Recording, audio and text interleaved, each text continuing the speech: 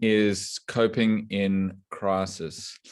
And these are just a few definitions that a few scientists or psychologists have sort of coined to try and put us a little bit in the picture, so we at least talk in the same language when we're discussing what a crisis means.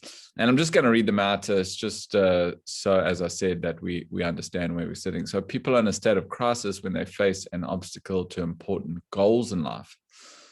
And obstacle that is, for a time, insurmountable by the use of customary methods of problem solving.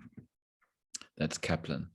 An upset in equilibrium at the failure of one's traditional problem-solving approach, which results in disorganization, hopelessness, sadness, confusion, and panic. Libridge and Klucken. Finally, James and Gilliland describe crisis as a perception or experience of an event or situation as intolerable difficulty that exceeds the person's current resources and coping mechanisms. So I'll let you draw your own conclusions there and get into actually the bulk of the conversation this evening. So we're going to be using these words kind of a little bit interchangeably here, crisis and stress, because essentially it boils down to the same thing when we're looking at it from a fundamental level. And this is what Vedanta attempts to do, is to break everything down into a fundamental level. Philosophy deals in the realm of thought.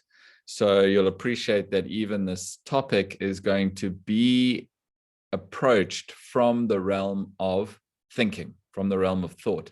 We're not necessarily going to get into physiological manifestations of stress and things like that, but we're going to more investigate the subtle aspects of stress. So it's interesting because nowadays it seems as though it's not very easy to be a human being. And how do we know this? Well, everyone seems stressed. Everyone's stressed out. So it kind of implies that things are a little bit challenging. It's a little bit difficult, this job of being human. So and this is across the board. Anybody, if you look in any situation, whether it's work, home, relationships, money stress, financial stress, COVID stress. So there's enormous amounts and different kinds of stress that we face on a daily basis. And it's interesting, and we touched a little bit on this last week, that even with the advent of all the technology, with all the resources available to us, science, the advancements in science, what we're seeing is that people are more stressed now than they've ever been. And it's interesting to make this correlation. On one hand, we should think that with all these advancements, life should become simpler, easier, less stressful. But in fact, and these are just figures that come from World Health Organization, that stress is actually on the rise. In actual fact, there's no such thing as stress. It's actually something that is self-inflicted, and that may sound a little bit of a stark remark, but I'm going to prove to you throughout the course of today's topic that it is definitely something that is self-inflicted. Now, if you think you're going to walk away from this with the ad hoc solutions to counter stress, that's not necessarily the aim of the talk. What we are aiming to do is help you to understand what stress is. Again, Vedanta is knowledge. We are here to provide you with knowledge. You will have to then assimilate that knowledge and apply it in your own lives. It's not to say we're going to leave you high and dry with no practical sort of tools in which to deal with stress, but it's not simply going to be sit down, breathe, do this, do that. If you can understand the root cause of stress,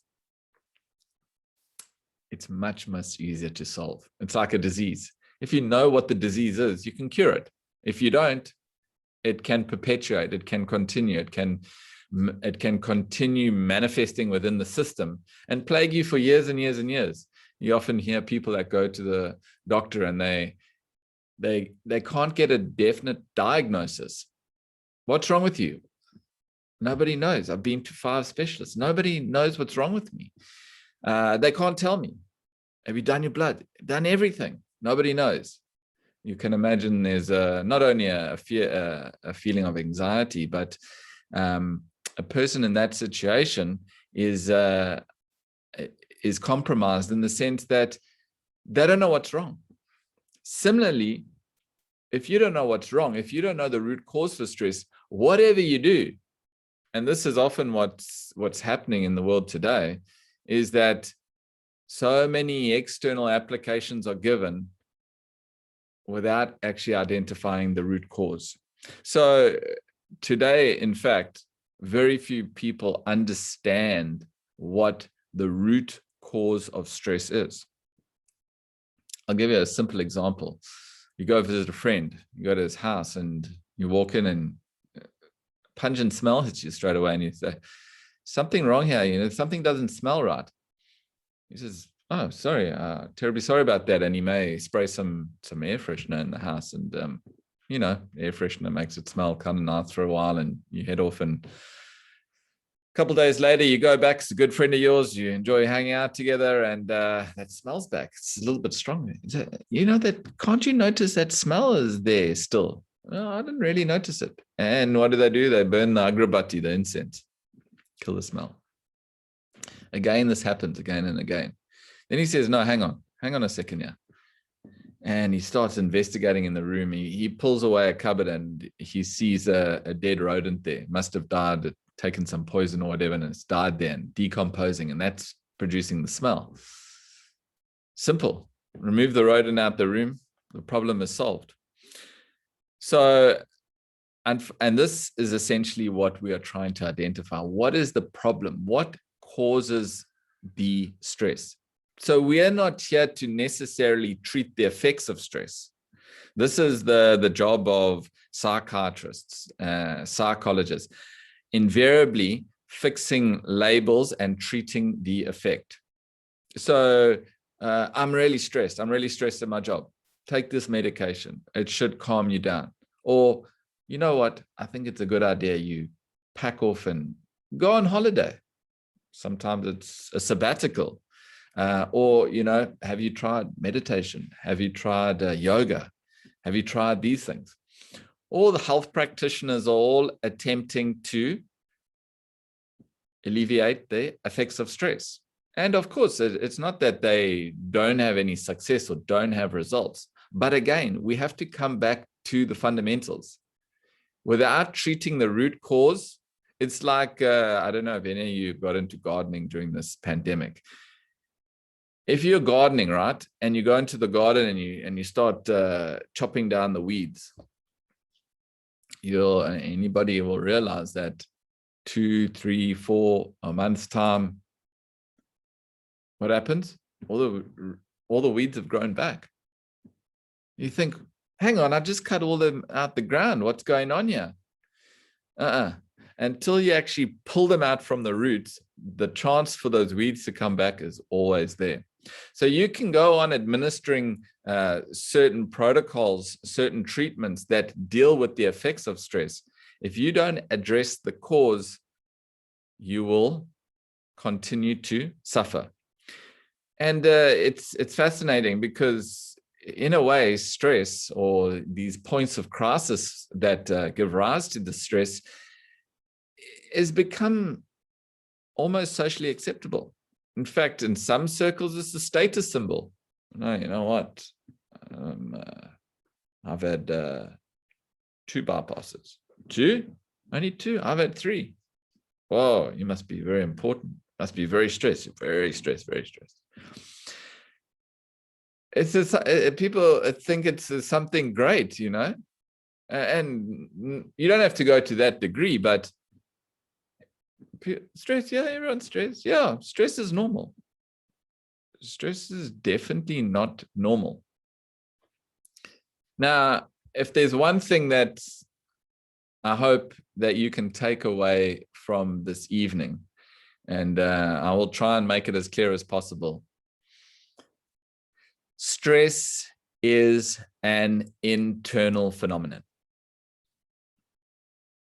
there's nothing external about stress.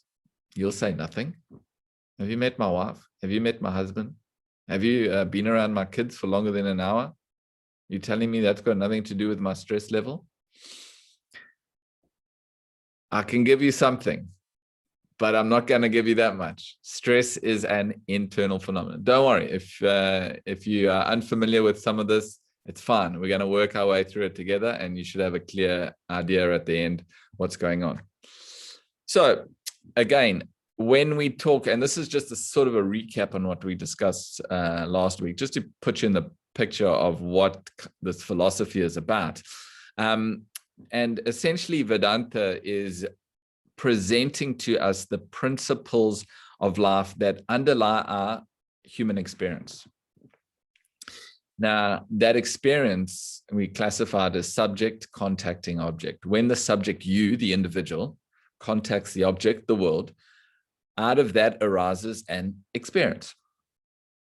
And many experiences or flow of experiences, these multitude of experiences determine your life. That is your life. So the quality of one's life, let's say you have a good quality of life. Now, the reason your quality of life is good or bad is predominantly got to do with the inner personality. And this is where Vedanta, this is the subject matter of Vedanta, is the inner personality. Because as we discussed, it is the inner personality that is responsible for our functioning in the world, how we act, how we perceive. And that's what we're doing. We're acting and perceiving in the world. That's all determined by this inner personality of ours.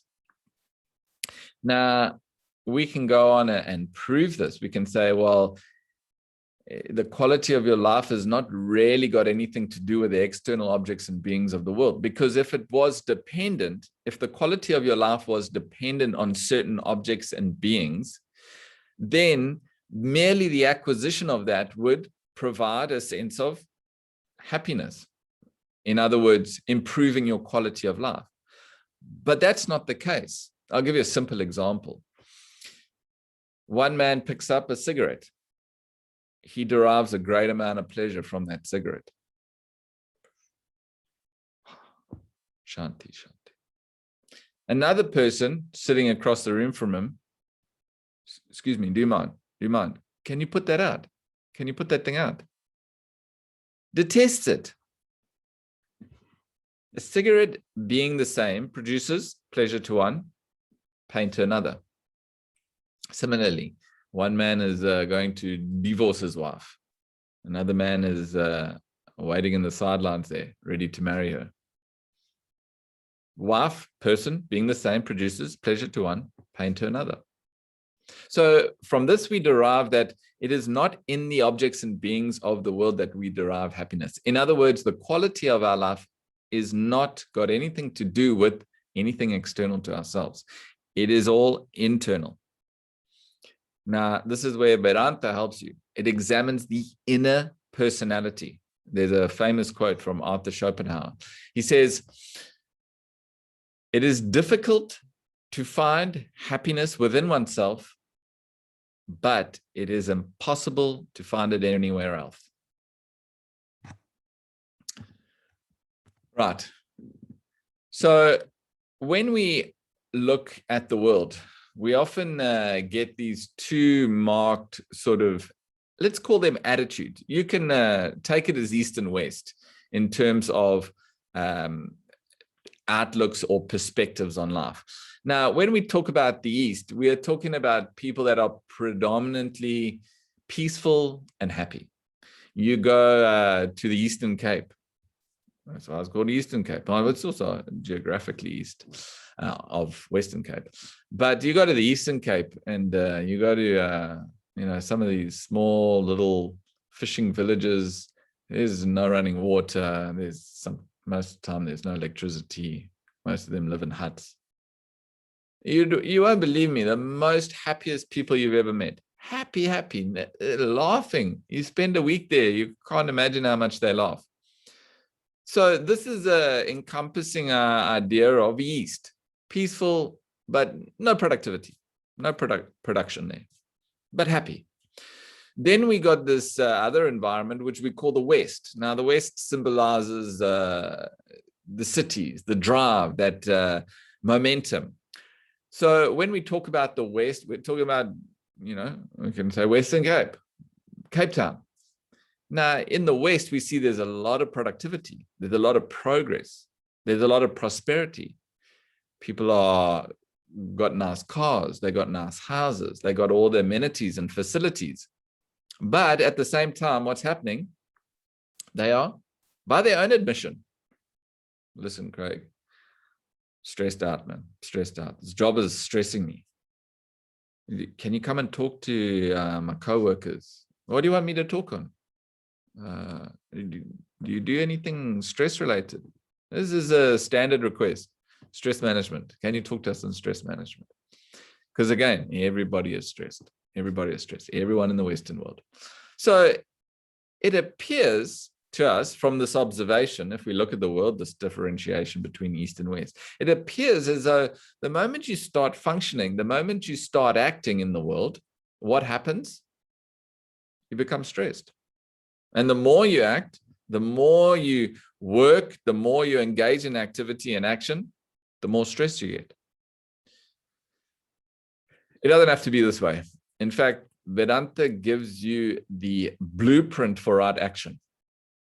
It teaches you how to be both dynamic and at the same time peaceful. And this is what we want to achieve. We want to be acting. You see, it's one thing to get away from action. No, I'll be all right. Let me just go find a nice, quiet place, a nice, quiet town. Then where's the stress there? You'll carry all that stress with you. It's like this. You contract a disease, malaria, and you say, I gotta sort this out. Let me fly to another city. So you fly to another city and you land in that city, and what happens? You still have malaria. Nothing's happened. You're just carrying that disease with you. That's the same idea. So again, back to what we discussed, this human anatomy. Just a recap, a quick recap. It's the body that performs actions, and those actions are driven by either the mind or the intellect. Again, the mind is those feelings, those impulses, likes, dislikes, desires, and attachment. The intellect, on the other hand, and this is an important distinction to make. If anybody is not clear on this distinction, please let me know, and I am prepared to go into a little bit more detail and explain it. It should have been covered in the first lesson, and no questions. I'm assuming you all got it. Intellect. This is your thinking capacity. This is where discretion is applied. It reasons, it judges, it analyzes, it decides, it makes decisions. Mind is a non-rational part of you. Now, when we look at these differences, again, I gave the example of the diabetic. You offer a diabetic a sweet, he says, yes, thank you very much, consumes the sweet, functioning on the mind. You offer the same diabetic the sweet, he says, no, thank you. He analyzes, he thinks about the consequences. I'm okay. Intellect functioning. This is one way to remember the difference between mind and the intellect. So we are either acting on the mind and doing the things we like to do, that we desire to do, that we want to do, or we are acting on the discretion of the intellect, doing things that we ought to do. Now, that doesn't mean you have to become a killjoy. That means I can't have any fun anymore. No, it's not that. Please, life is meant to be enjoyed. But we have to be aware of this interaction taking place. Because again, you're faced with decisions every moment of every day. How you're making those decisions is going to impact on the quality of life you're having. Now, if you're making the wrong decisions, invariably that's going to lead to a negative outcome. Negative outcome is stress. So I'm going to prove to you that, in fact, it is an ungoverned mind that produces stress. Remember, as we said, no stress is purely external. In fact, it is invariably internal. And how this internal manifestation of stress arises is because of an ungoverned mind. See, again, the mind is, you shouldn't get the impression here, oh, okay, what do we got to, we got to wipe this mind out. This mind is no good. Intellect. Because this is invariably what happens to a lot of the students. They get this idea. Please don't get that idea. The mind is good at certain things. It's where your feelings and emotions arise from. But even those, even pure healthy emotions can prove detrimental if not guarded. It's like a child. A child is good at certain things. It's not good at certain other things. It's not good at running your household. You wouldn't put a child in charge of the house, but an adult for sure. Similarly with this mind and intellect, the mind has certain roles, functions that it is equipped to deal with. And it has other features that it is not really equipped to deal with. Okay. Harish, did you have a question? I just heard you coming online there. No, sorry, there was a mistake, Craig. All right, sure. No problem. Okay. So let's move on. So what is here is what we call as the traffic of life. This is a process that is happening within us every single minute of our waking lives. So you'll see on the left part of the screen there, we have the receipt of stimuli. Now there are 5 arrows because there are 5 avenues through which stimuli enter the personality. Eyes, ears, nose, tongue, and of course, skin.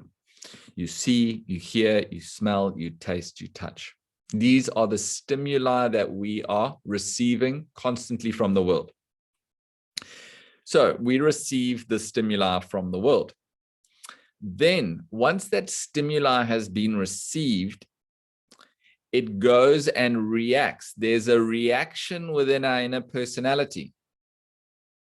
You hear a particular type of music. This is the receipt. This is the stimuli of sound. It's a beautiful classical music. There's a reaction. Okay, I like classical music. Beautiful. It sets a certain tone. So that's the reaction. And that reaction, of course, is determined by one's inner personality. Now, after that, there is a response back into the world. If you enjoy it, if you enjoy that particular type of music, you may continue listening to it. If you go, what, such old music, who listens to that anymore? Come on, give us something new, something modern. You may turn it off or flick the station or change the song. And this is the response.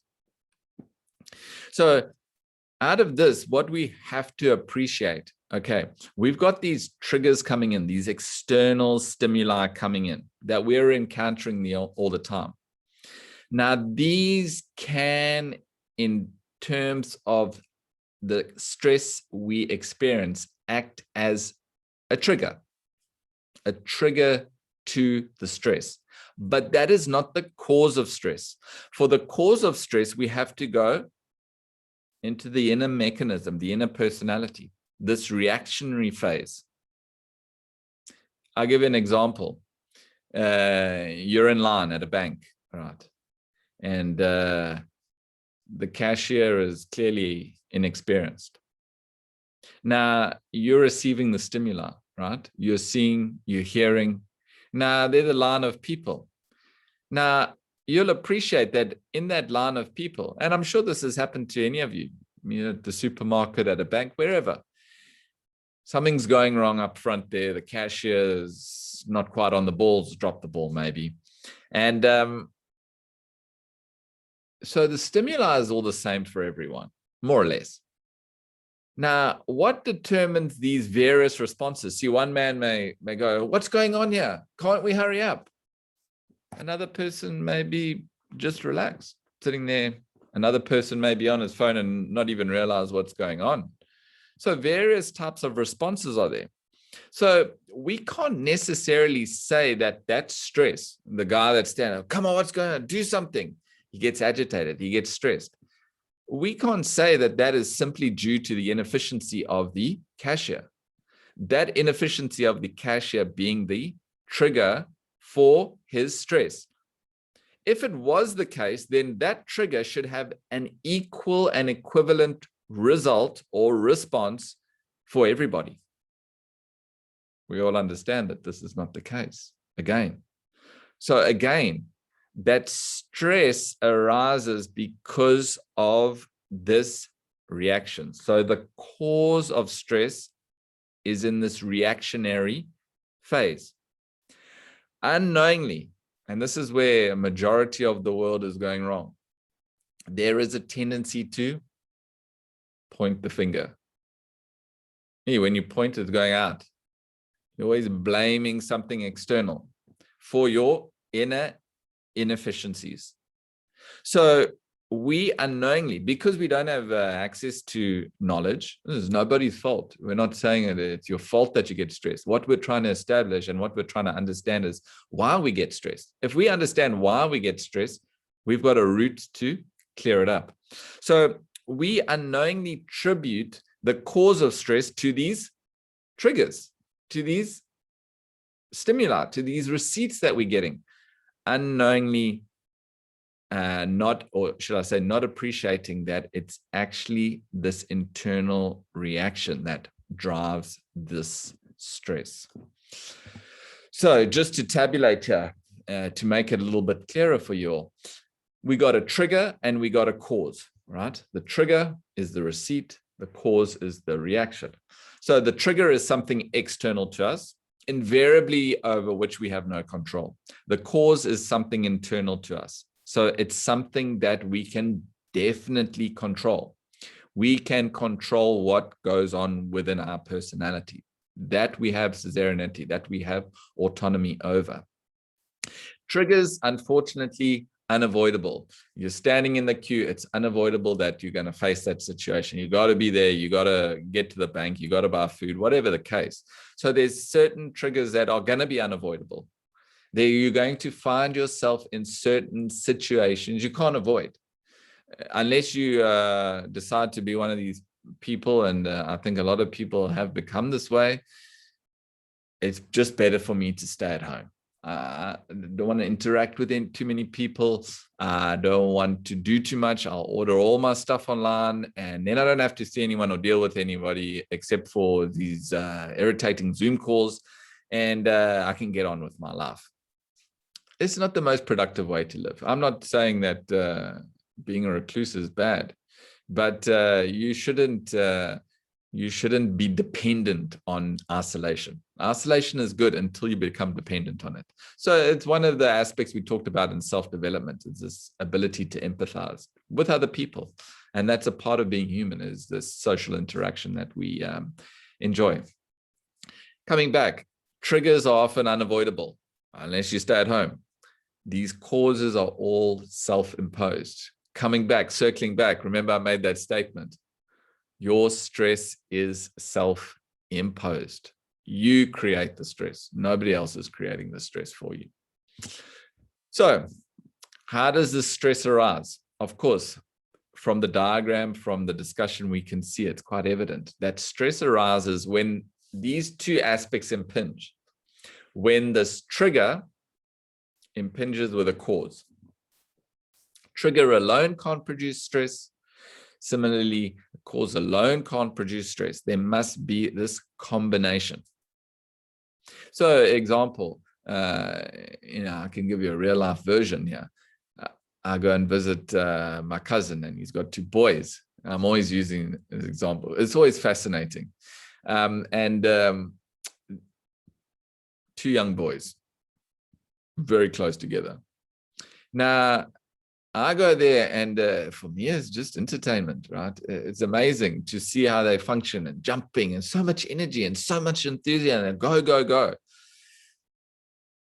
It's a pleasure for me. On the other hand, he is shouting and just sit down and don't do that, and this is enough, and clearly a complete different perspectives inside of the spectrum. So we can't sit here and go, well, it's the kids. The kids is causing me the stress. No, what's causing you the stress is your inability to relate properly. So again, the weight of the stress falls majority onto the reactionary phase. It falls, the results, or the reason the stress arises is because of the inability to manage our inner personality. What is the inner personality? Anybody? What we keep on talking about this inner personality. What exactly are we talking about when we talk about this inner personality? Any ideas? I want to hear from you guys. You can unmute yourself. You can put it in the chat. What is this inner personality? Hi. Yes, Maureen. Yes, the inner personality is the conditioned self. Conditioned self, but yes, you're right. You're not wrong. But you have to be able to relate it to the context which we are talking about. When we say the inner personality, what we mean is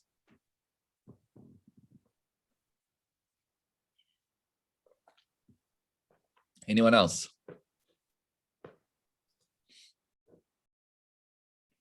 Attitude. This is what arises from the inner personality. Again, not wrong.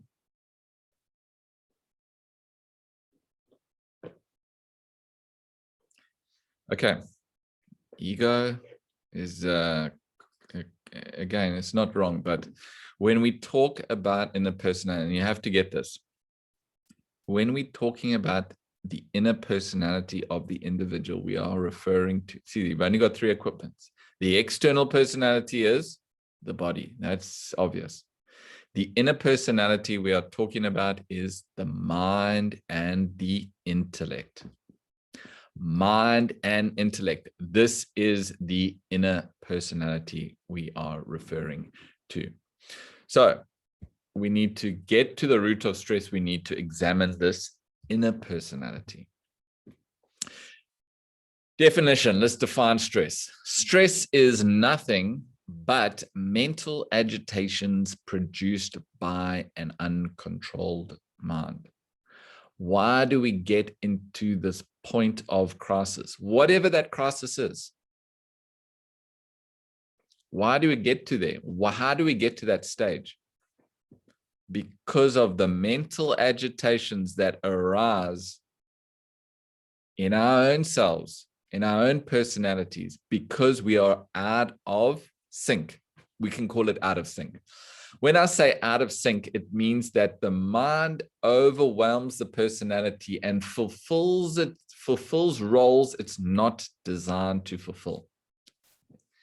In other words, the mind takes over, dominates the personality. Why? Because the intellect is not developed. So it goes without saying that we need to understand these two aspects a little bit clearer in order to get to the root of stress. It's the unattended, uncontrolled mind that creates stress. So how are we going to manage stress if we don't understand the mind? So from this point, we're going to be taking a closer look at varying aspects of the mind, which, when ungoverned, unattended, uncontrolled, give rise to what we call as stress. So, as mentioned, the mind is essentially the non-rational part of us. And these are a few aspects we're going to examine with respect to the mind and how it produces stress. Again, then intervening with development of the intellect to see how the intellect then thwarts that particular aspect of the mind to alleviate stress. So the mind, as you will appreciate, is essentially made up of our likes and dislikes, attractions and aversions. The mind has this tendency, It's the nature of the mind. Some of you who have studied Vedanta may have heard them using this term, this monkey mind, astira and chanchila. It has this tendency to waver. It goes into the past, it goes into the future. It keeps on jumping around, just like a monkey. You see the monkey, they can't sit still. Even if they're not moving from place to place, they move within a place, scratching. This is exactly like the mind. It rambles. Another aspect of the mind is that it is responsible for the generation of many, many desires. It is the seat of our desires. Finally, the last aspect of the mind that we're going to examine is this idea of attachment and possessiveness, both of which arise in the mind that is ungoverned. Remember, a mind that is governed is beautiful. It's a beautiful personality, inner personality. This is true character. Just as a child, you look at a child is so innocent. It's such a joy. But if you leave that child alone, unsupervised, which you wouldn't, imagine you say, hang on, dear, can you watch the cooking? I'm just going to pop out. I think we left I didn't get any coriander for tonight. Can you just watch it there? 6-year-old in the kitchen by himself with the cooking going on. You can imagine it's a complete disaster. You keep the adult there. You can even get the child to help you. Hey, do you want to do something? Oh, you can do this. Obviously not chopping, but hey, do you want to wash this or do that? It's a beautiful relationship. The child can happily be in that some potentially dangerous place, the kitchen, full of knives and heat, and it's potentially dangerous. But with the adult supervision, it becomes a harmonious situation. The children can actually help you, and it's actually quite fun. So how this relates to this mind and intellect is when the mind is left alone to do its thing, disaster. If the intellect is guiding, we can have a beautiful relationship existing. So the first aspect of the mind that we're going to look into, and bear in mind, sorry for the pun, but each of these aspects of the mind, we could potentially spend an hour talking about each one. So we don't have that luxury. Of course, for those who are attending or would like to know more at the end of this course, we run weekly classes, and this will give you a far deeper insight. But again, we only have a limited time, so we're just going to be touching on these very briefly to give you an overview, and hopefully you'll be able to at least understand the root cause of the stress. So likes and dislikes, one aspect of the mind. Nothing wrong with likes and dislikes. Everybody has them. You like rice. You don't like chapatis. You like hot food. You don't like bland food. You like summer. You don't like winter. You like it when it's searing hot. You don't like it when it's very, very cold. Ugh. So we all have these likes and dislikes. There's nothing wrong with them per se. When it becomes a problem is when we start functioning on the likes and dislikes. We tend to start doing things because we have created this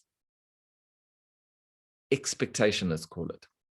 See, even from a young age, the things you dislike, you associate with being bad. Don't like broccoli. Therefore, broccoli is bad. Oh, I like sweets. Therefore, sweets are good.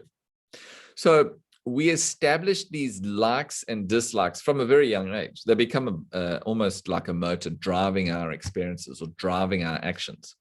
And this is a problem because when we develop these preferences for the things we like, with it, we develop expectations. Now, the expectation is for something to be in accordance with our likes. Come back to the same examples. We like it to be warm.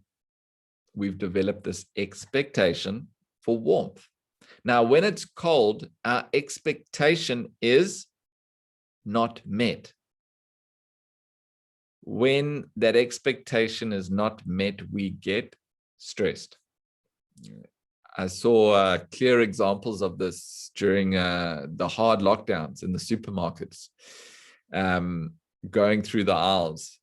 And sometimes if I got a little bit of time on my hands, I'll just walk up and down the aisles.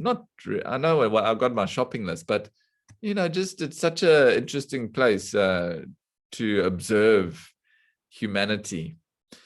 And that's philosophers, nothing else better to do. Anyway, walking up and down the aisles, and the amount of times I saw people getting so agitated, so stressed out. It's like they had reached a point of crisis. Why? Something wasn't there that's usually there. Something that they expect to be there. Why? Because they like that. They like that particular item. They've developed a strong liking for it. Now, all of a sudden, they get to the shop expecting it to be there. It's not there. This is a simple example highlighting this. Expectations that arises through our likes. So this is the first aspect.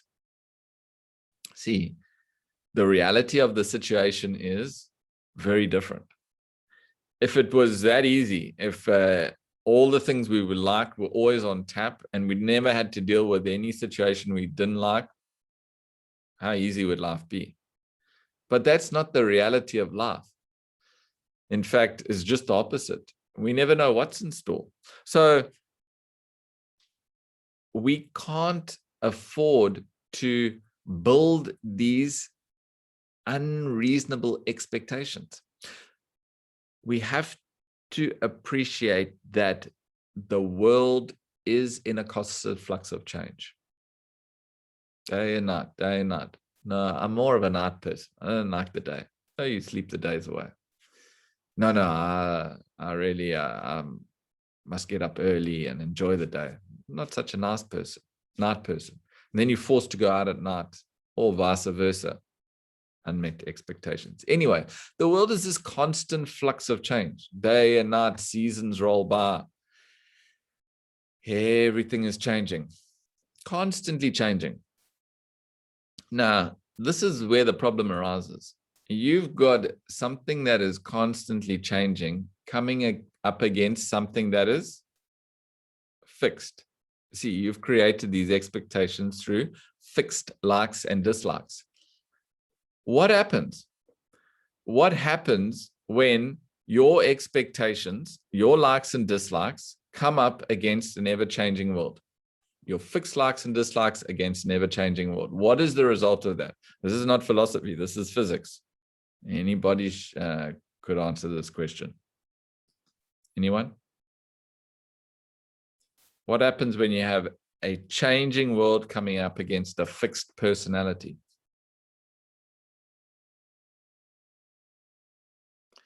Yes.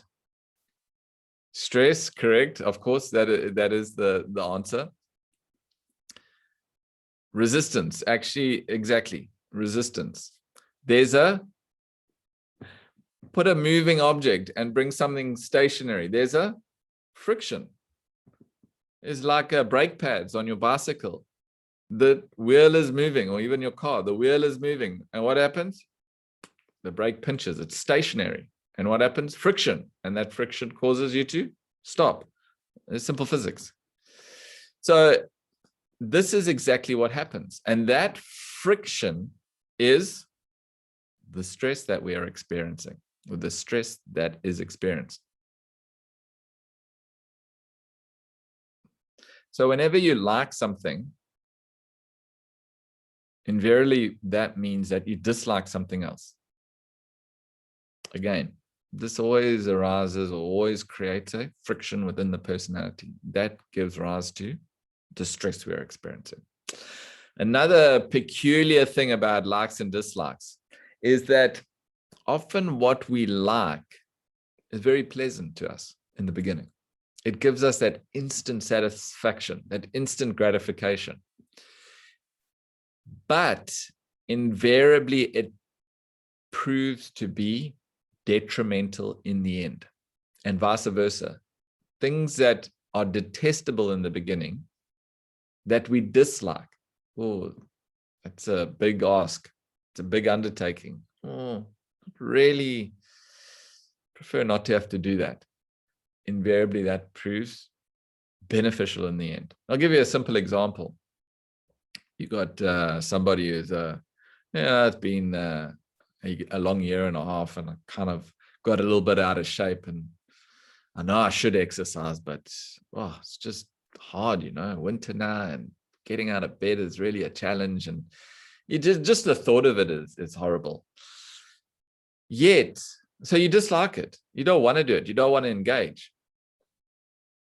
But you find someone to help you, you phone up a friend, and you start, what happens? You start getting on a program, you get encouraged, you start exercising. Down the line, what's happened? You've transformed, not only physically, mentally. Things are happening now. So what was detestable in the beginning has now become something that's beneficial. Why life is like this, I don't know. It's a evil paradox. The big guy is sitting up there, made that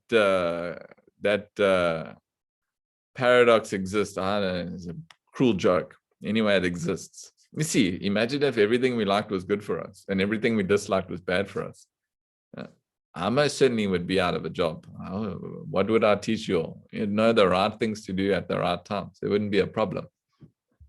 So this is with reference to likes and dislikes. So what we have to appreciate, again, in all of these equations, it is the mind that develops these likes and dislikes. Now, uncontrolled, problem.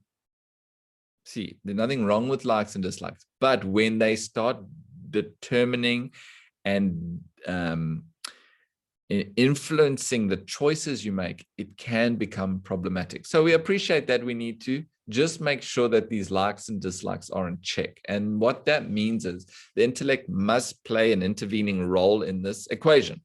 So the intellect must question why I should follow through with a particular like, or why I shouldn't why I should not follow through with a particular dislike.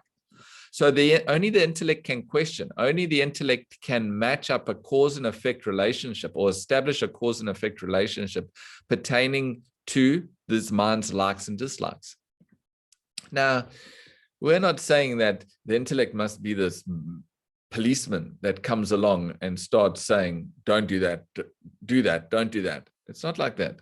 In fact, that can lead to another type of stress, which is suppression and frustration. We're not in any way saying that. But the intellect must play its role in understanding. See, the mind gets stuck in its frequency of existence. It has set up this comfortable place for itself that it knows, and mind doesn't have a tendency to explore. The intellect, on the other hand, can explore. It can go into realms of unknown. And the intellect is that which can gain knowledge, fresh insight. It can then take that insight and present it to the mind. Hey, listen, I found a better way of functioning that's actually going to take us to where we want to be. It's going to match up with a better sense of well-being. Are you on board? Get the mind to follow. So one of these understandings is to appreciate and understand that it's impossible for our likes and dislikes to be constantly catered to. It's actually unreasonable. Only the intellect can appreciate that. And it educates the mind, slowly brings the mind to appreciating that, okay, I may have these likes and dislikes, but sure, they're not always going to be met. Expectations, unmet expectations eventually start to wane and you are less stressed. Another thing is the intellect, as I mentioned earlier, it functions on what you ought to do in life. You see, there's things you like to do and things that you ought to do. I'm sure you all got many, many examples in any given day. Something pops up. Oh, I'd really like to do that, but I really ought to do this. What happens? You end up doing that which you like to do. I'll put that off for another day, another time, until you got a backlog of all those things that you ought to have done, and now you're stressed because you don't have enough time to get through them. I'm not going to get into time management. That's a whole nother lecture on it in itself. Anyone wants to listen to that, I've got a lecture on it on the YouTube as well. Reach out to me and you're more than welcome to have a look at it. Anyway, the intellect understands the importance of functioning on obligations. For what? For your own sense of well-being, for your own sense of purpose, for your own sense of happiness. See, immediate gratification, functioning of likes and dislikes, there's no correlation to an overall sense of happiness and well-being. It's temporary, fleeting bouts of joy, which disappear. The mind can't understand that. So the intellect, again, has to play this role in guiding the mind. One way to avert likes and dislikes, or to get around likes and dislikes, is setting up an ideal, a goal to work towards. The next thing we're going to look at is the ramblings of the mind. In other words, this is the worries and anxieties inherent within the mind. It is a feature or a function of the mind. Now, what happens when the mind rambles? Goes from the past into the future. Imagine this, you're sitting at office, you're trying to do some work. What happens? The mind slips off. Where does it go? To home. It goes to there. What does that mean? What that essentially means is that you are unable to concentrate. So the mind destroys your ability to concentrate. Now, if you can't concentrate on any task at hand, it doesn't matter what it is, whether it's your work, whether it's cooking a meal, whether it's playing a game, whether it's running a race, it doesn't matter. To achieve a degree of success, you need to be able to focus. You need to be able to concentrate. I'm scared to ask you what concentration is, so I'm going to define it for you. Concentration is intellect holding the mind on the present activity. If you're able to do that, you're able to concentrate. Now, if you lack concentration, if the mind is out of control, what happens? Shifting this way, that way, past, future, past, future. Where is it not? Where it should be, in the present. So this reduces your productivity. Not only that, this fascinating mind. Imagine I was giving this lecture and running up and down the room. At the end, I'd be exhausted. Heart rate would be up. Be sitting there in a heap, probably. I'm fit, but an hour of running up and down is going to probably produce some fatigue. This is exactly what happens with the mind. Why is everyone tired? Why are adults so tired, and kids who are half their size, half the muscle strength, bristling with energy? Mind, intellect. So the mind is sapping your energy. So this creates fatigues. And not only that, what happens? Your mind's jumping like a monkey all day. And then when it comes to the point where you actually have to lie down and go to sleep, what happens? You can't sleep. This even sort of makes the stress even worse. It compounds the stress. Now, you're so tired, you're so fatigued, but you can't sleep. Why? Mind's still jumping, jumping, jumping.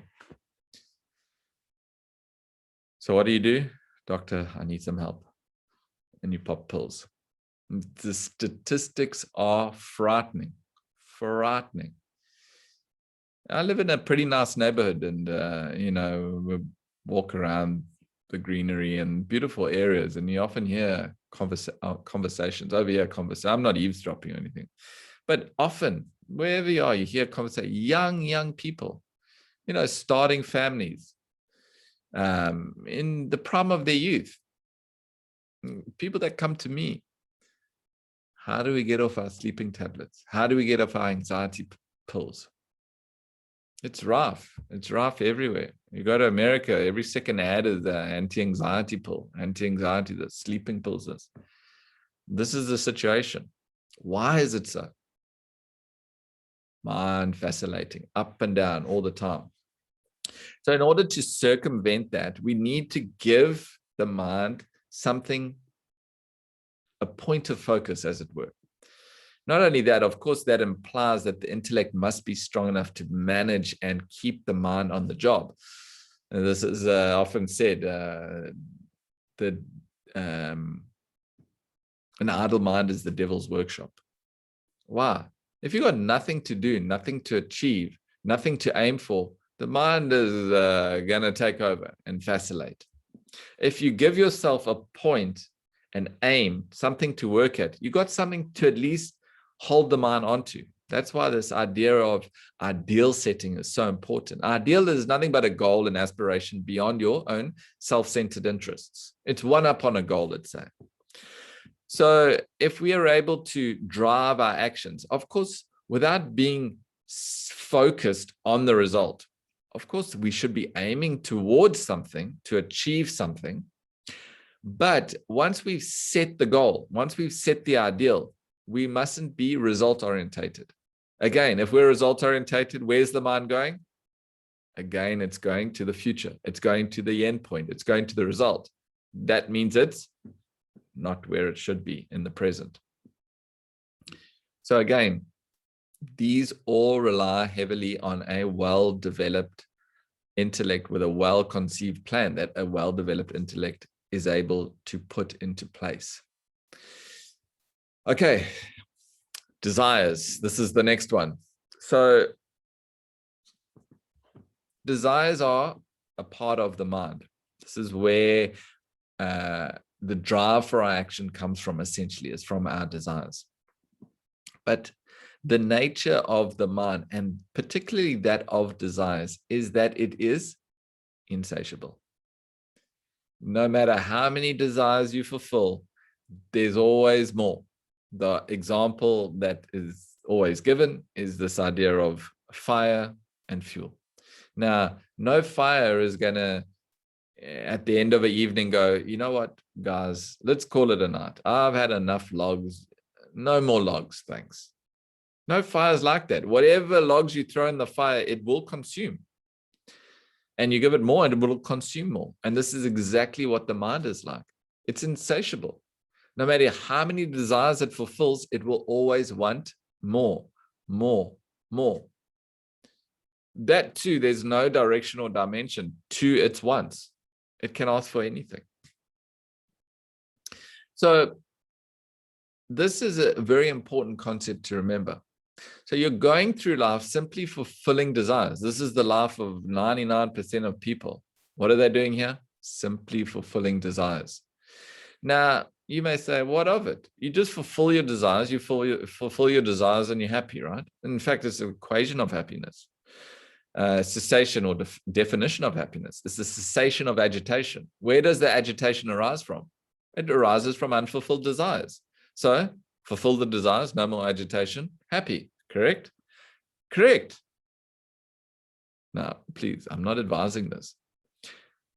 This is where it loops in. You create desires, you fulfill desires, but you're creating more desires than you can ultimately fulfill. So what are you stuck with?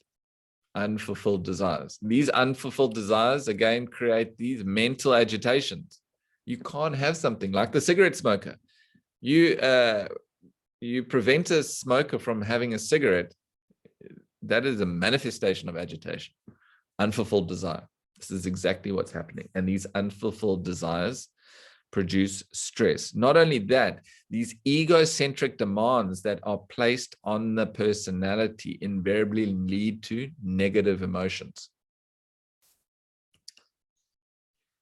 It's amazing because this idea of happiness that we have is always something that is still to be attained. If I get that, I'll be happy. If I get that, I'll be happy. And so the chase never ends. This is why people from birth till death, it's like they're on this constant loop, trying to get more, not realizing that any amount of future acquisition cannot bring about your present happiness. So it's important that we use the intellect to regulate and control our desires. without which the desires go out of control. It's like a fire. We all just witnessed the fire in Cape Town here. Blaze the entire side of the mountain. That's the nature of the mind. If not controlled, it can really wreak havoc. So it's important that we exercise control by applying the intellect. We will still contact desires, but we contact them in a way which we call discriminate contact. The intellect plays its role in contacting the desires. What happens then is, not only don't you produce more desires, but those desires that you are contacting are well in check. Another thing that the intellect fulfills with regards to desires is that it establishes a level of contentment. Now, when I say contentment, that doesn't mean you can't strive to gain more, but it establishes a level or a status where you are happy where you are now. Okay, I've achieved this much. There's a sense of gratitude for that which I've achieved. If you're happy now, then that's fine. You can go on and achieve more beyond that. But it's important that you are happy where you're at. Any amount of future happiness dependent on future acquisitions is irrelevant. Again, the intellect, you use the intellect to help plan properly so that you actually attain that which you set out for. Your actions gain a direction. It becomes productive. Finally, attachment. Attachment is nothing essentially but a stream of thoughts flowing from you to an object. Now, what happens in attachment is you develop this mental bondage. You create this bondage existing between yourself and the object or being. This is this establishment of a thought flow. Thoughts flowing from you to the object. It could be any object. You see a new car. Wow, it's a new model. I'd like to have that. Your thoughts start flowing. This is nothing but attachment. Now, how does this, and then obviously that leads into possession. Oh, I must have it. I must have it. This is everything. If the mind is like a super glue, in fact, with no intellect, the mind, whatever it alights on, it gets attached to. Now, how this drives or creates stress within the personality is we start living in a prison, as it were, because we are unable to function independently. We become so dependent on those objects and beings around us for our own sense of well-being. This prison is like carrying around a baggage. Imagine everything in your house you were tied to.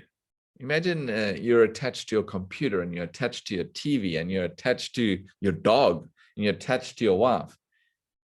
Putting ropes around all of that. Imagine now when you want to leave the room, dragging all of that with you.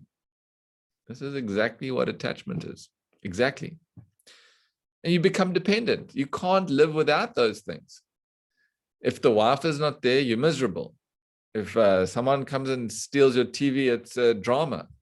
If the dog runs away, your life has run away. So you become so dependent on external factors over which you have no control for your own sense of well-being, your own sense of happiness. This is not a preferable position to find yourself in. Finally, this idea of attachment is based on selfishness. See, there's an equation: love plus selfishness equals attachment.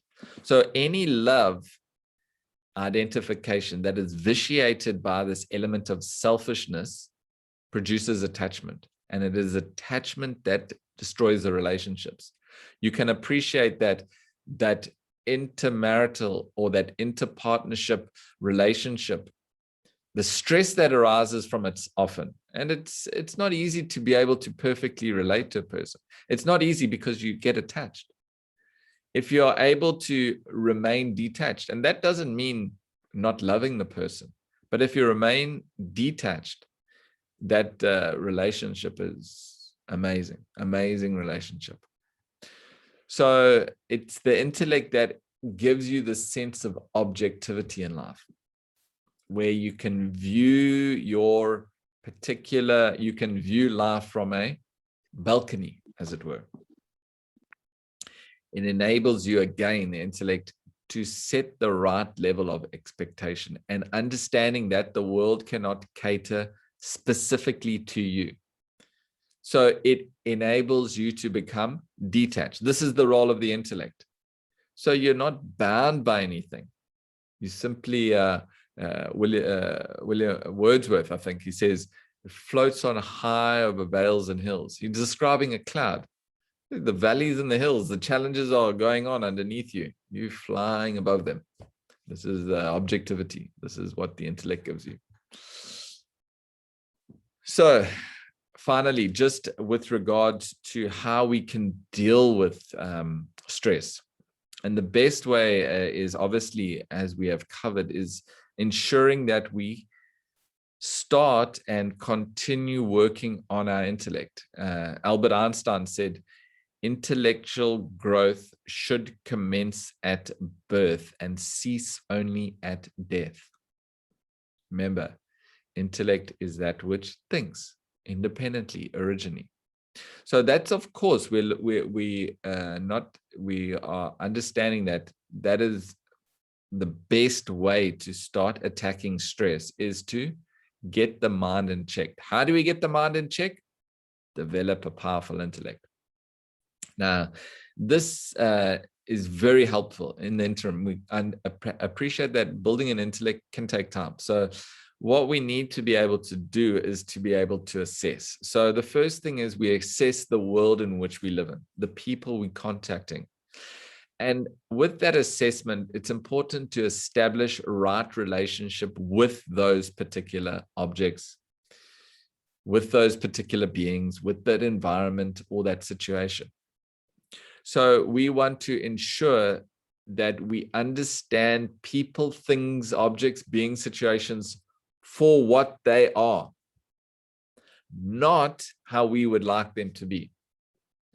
If we're able to more accurately assess things correctly and gain the right assessment of things, what that means is we don't expect it to be something else. See, if I assess my work colleague, I make a correct assessment. Monday morning, he's going to be grumpy as hell. Don't say anything too much. He usually warms up by Tuesday. Wednesday, that's when you want to lay it on him, give him the work. You've made that assessment. So you don't have any unreasonable expectations. When he's grumpy on Monday morning, that's my work colleague. What's that? And when there's no unreasonable expectations, you're not stressed. So you made the right expectation.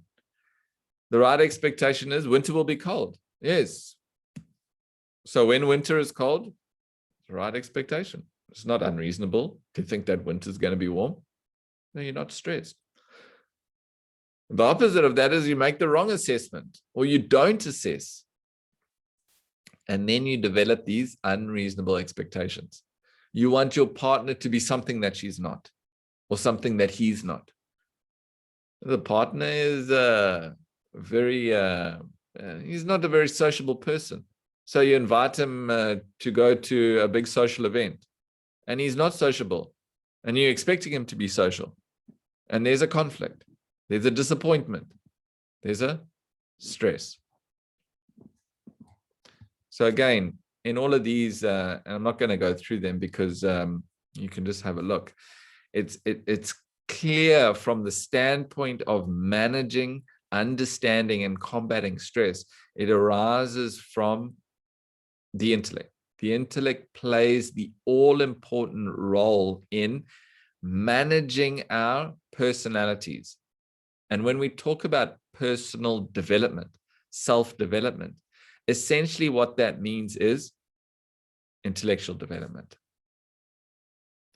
for all the reasons given.